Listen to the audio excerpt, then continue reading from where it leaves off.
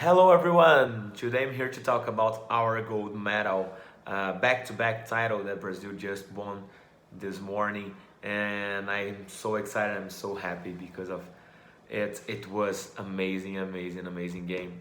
And before starting talk about the game, it's important to say that 19 years ago we had at the same field, at the same stadium, Brazil 2, Germany 0. 2002, Ronaldo scored twice and made the most important victory in my history, and for me it was something so huge, so amazing, that after this game I couldn't imagine myself doing anything else but working with soccer. So it was really nice to watch this final again in the same stadium, and it brings this nostalgic feeling whenever I was a kid who fell in love with soccer because of a game, and it's really nice. So, but after a little bit of nostalgic feeling, let's talk about the game.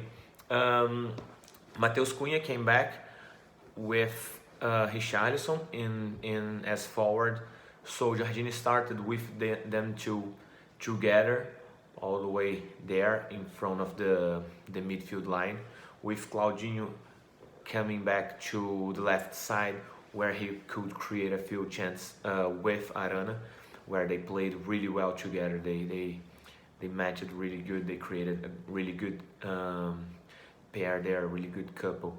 And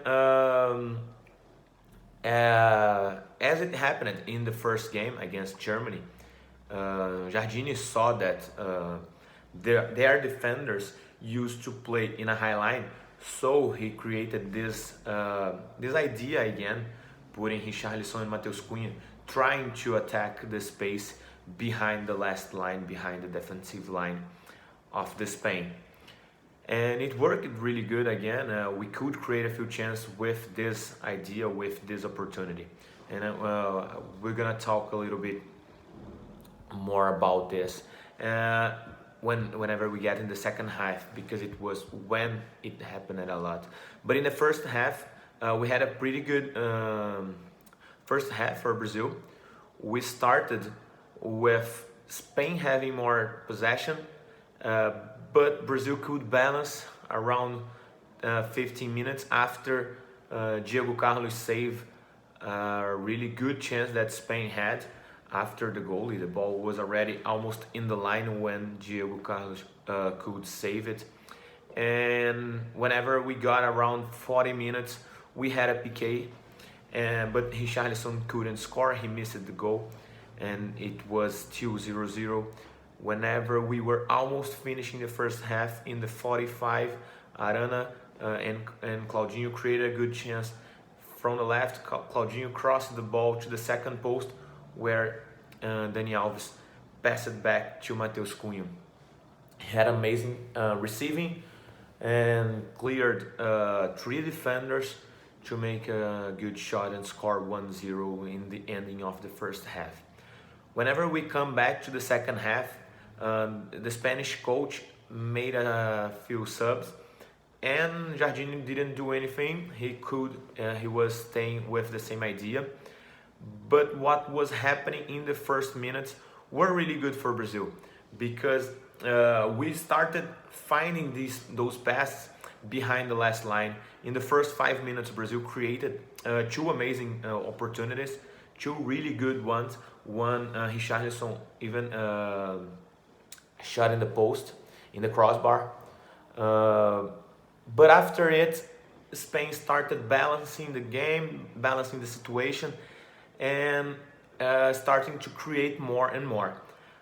Around 15 minutes, they draw the match with a good goal, a pretty beautiful goal across that came from the right to the left, and they scored 1-1.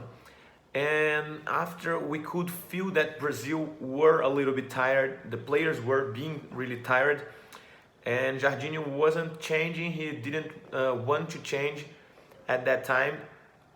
I felt that we could at least switch the two wingers, try to have more velocity, putting two guys um, pretty new in the match. But we were almost cheering that it finished the second half, because the last 5 minutes Spain started being much better than us.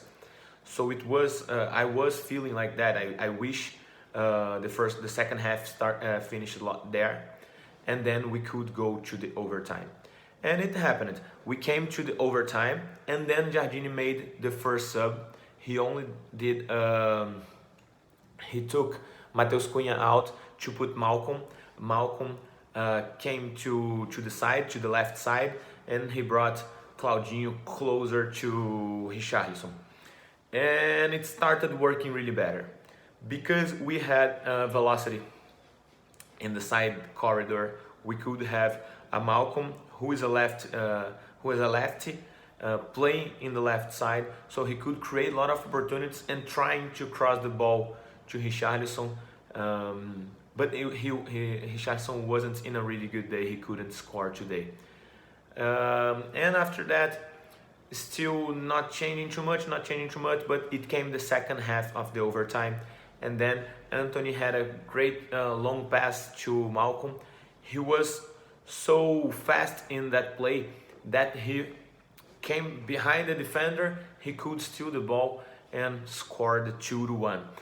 After that, Jardine decided to take off Antony and put Gabriel Menino, and a little bit later he changed Richarlison to Paulinho. So he was trying to keep the result, and it were two good change that he did. It was really good whenever he did it, because we could still keep trying to counterattack with Paulinho and Malcolm, and he brought Gabriel Menino, who is a good defender, to help Dani Alves in our right side, where they were trying to create more.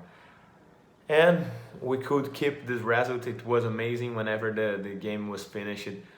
We were so happy. I was really happy, really emotional about it. It was pretty good to see Brazil winning this gold medal, and I'm so excited right now with this team. It was a really good team, and the players were really good during the whole Olympics. So after talking a little bit about the game, I want to talk a little bit about the future, because a few things that I could feel during this tournament. That first, I understand that Richarlison is bigger than he was in the beginning. Right now, he got bigger because of all about everything he did. He was the top scorer in the tournament, and he was huge for Brazil.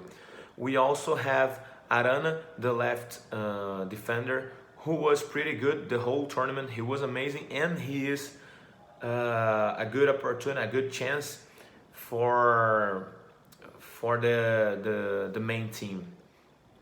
We could also see Mateus Cunha as a good number 9, a good striker that Brazil needs. We don't have another one, so he also could have few opportunities. And the wingers, Malcolm, Antony, Paulinho, all of them could do really well, so maybe they could have a few opportunities in the future. I think it was pretty good, this Olympics, because we could see players developing their potential, and we could see a few players that can try to find a good space in the main team. So I'm pretty happy because of the title. I'm pretty happy because the back-to-back title, because the gold medal, but also I'm pretty happy because of the future. Thinking about next year World Cup, I think we can see good potentials, good players to fight for a spot in the main team. All right, so good to see you guys here. We are finishing our Olympic videos, but I will be back to talk about Brasileirão, Libertadores, Copa do Brasil, and everything else, okay? See you, bye bye.